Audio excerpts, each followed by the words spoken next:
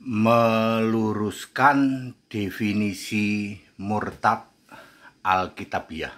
Saya Pendeta Tan Honai dari Gereja Alkitab Allah Esa Firman Utama Gaifu.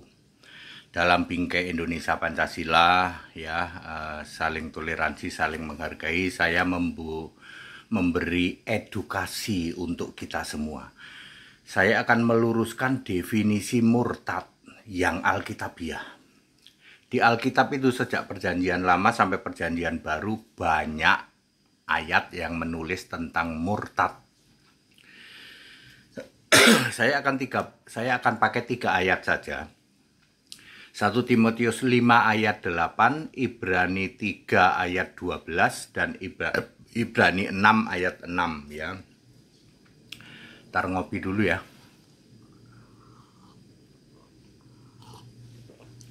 Kopi susu.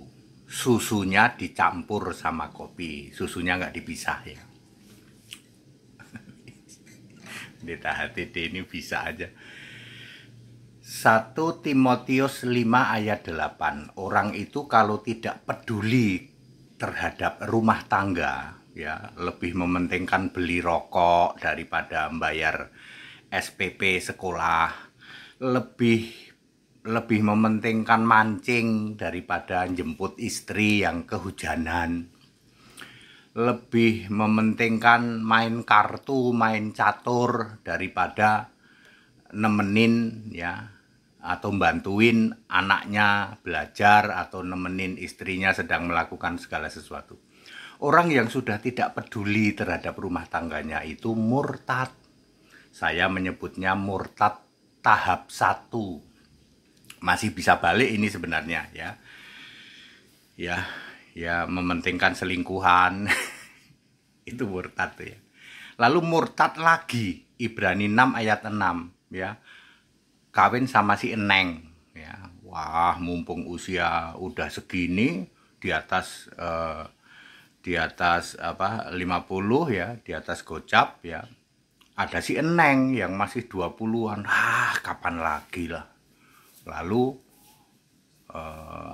ambil si Eneng ya, itu murtad lagi ya. Itu nggak bisa diampuni yang ini. Ibrani 6 ayat 6. Terus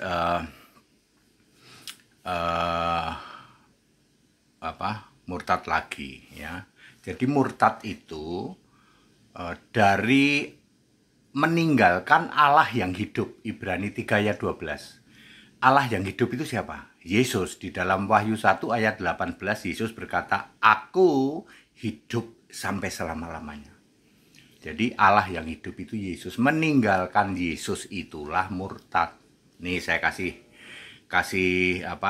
penjelasan yang very clear. Katolik itu bukan Kristen, Protestan itu bukan Kristen, Ortodoks itu juga bukan Kristen.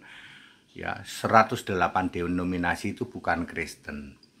Kalau Katolik, Ortodoks sama Protestan ya, itu pindah jadi mukalaf. Itu bukan murtad ya. Itu ya muter-muter di lingkungan mereka sendiri. Sama-sama orang yang tidak beriman pada Allah yang hidup. Siapa Allah yang hidup? Yesus. Katolik, Protestan, Ortodoks ini pindah jadi mukalaf misalnya, ya cuman muter-muter sesama yang tidak percaya Yesus. Tidak disebut murtad, Pak, tidak. Makanya murtad itu hampir tidak ada ya. Orang Kristen sejati ini, Kristen sejati Alkitabiah ya, penyembah Yesus Kristus satu-satunya Tuhan Allah, lalu dia meninggalkan itu, entah jadi Katolik misalnya. Kristen nih, saya Kristen, saya jadi Katolik disebut murtad. Saya jadi Ortodoks itu juga murtad. Saya jadi Protestan itu juga murtad. Ya, kami ini Kristen, bukan Kristen Protestan, bukan Kristen Katolik, bukan Kristen Ortodoks itu. Ya. Makanya kecil sekali. Murtad itu kecil sekali.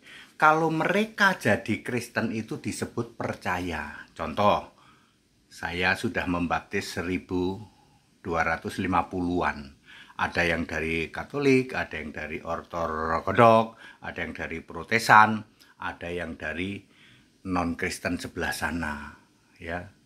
Itu menjadi Kristen, dibaptis dengan benar Alkitabiah. Ini baru namanya jadi orang percaya. Kalau di luar sana malah dibalik-balik.